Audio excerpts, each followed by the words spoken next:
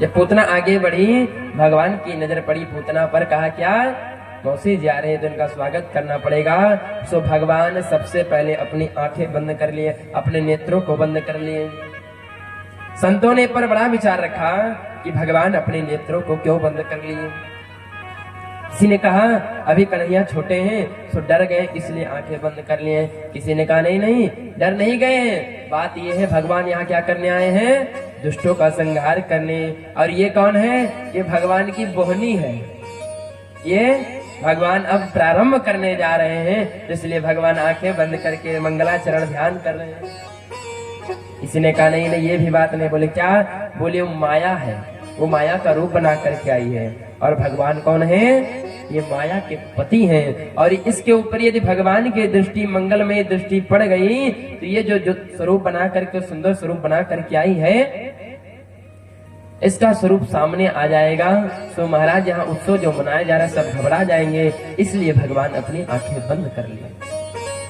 कहने का तात्पर्य बंधो कि पूतना ऐसे आंखें बंद की और पूतना ऐसे स्वरूप को बनाया जैसे लग रहा हो मानो राख में छिपी हुई चिंगारी है।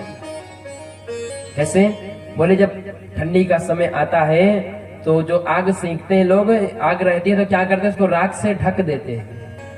गांव में क्या करते हैं, राख से ढक देते हैं कि कल सुबह आग रहेगी। तो इसलिए कहते हैं ऊपर से क्या है, राख है, लेकिन अंदर क्या उसमें है, आग है, यदि हाथ डालोगे तो जल जाओगे। तो कहा महाराज उसी प्रकार पूतना है। और भगवान के पास पहुंच गए, भगवान को उठा ली और भगवान को दुग्ध पान कराने लगे। भगवान ने भोले बाबा का ध्यान किया, भोले बाबा आए और कैसा दुग्ध, बोले जो अपना स्तन भगवान के मुख में जिसमें कालकूट नाम का विष लगा हुआ था, भोले बाबा विष पान कर गए और भगवान दुग्ध पान कर गए। भगवान ने कहा देखो बाबा, हम यहाँ दूध और माखन खाने पीने आए हैं, तो ये जहर ये सब आपकी जिम्मेदारी, आप जानो, इससे हमें कोई मतलब नहीं। और दूध पीने लगे और दूध पीते पीते ठाकुर जी के मन में विचार आया ये तो हमारे माँ का कार्य की है, तो इन्हें मुक्त करना चाहिए। सो भगवान दूध पीते पीते पूतना के प्राणों को पीना प्रारंभ कर दिया।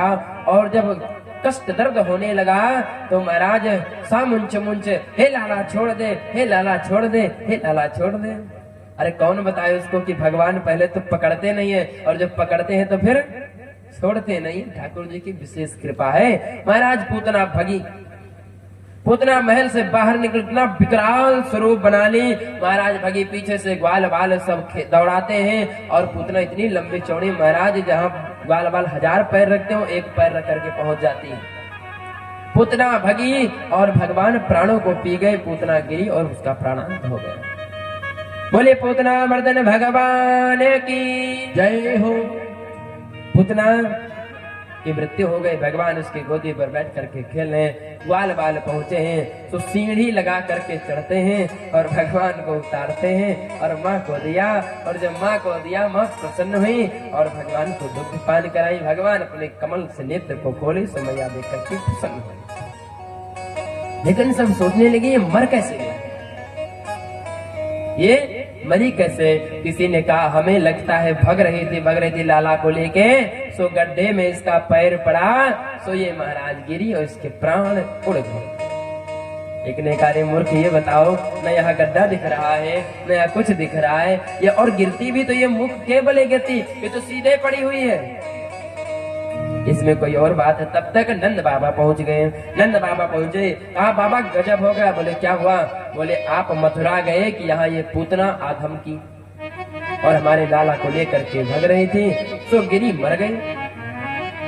नंद बाबा भी दिमाग लगाने लगे कैसे गिरी हो, कैसे मर गई। कहा नहीं नहीं, ये तो सब हमारे भजन का चमत्कार है। और जब से वसुदेव मित्र ने कहा कि कुछ उत्पात होने वाला है गोकुल में, तभी से हम नारायण नारायण रटना प्रारंभ कर दिए। और ये सब भजन का चमत्कार है कि हमारे लाल पर कोई कष्ट ना आए। सो नारायण ने एक मुक्का धर दियो, सो ये दारी के मर गए।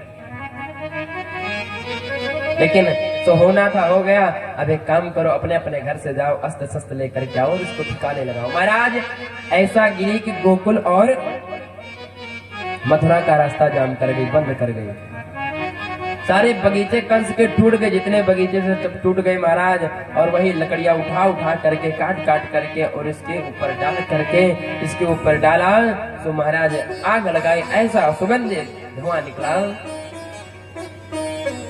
और एक दिव्य ज्योति निकली, भगवान के चरणों में विलीन हो गए। बोले पूतना मर्दन भगवान की जय।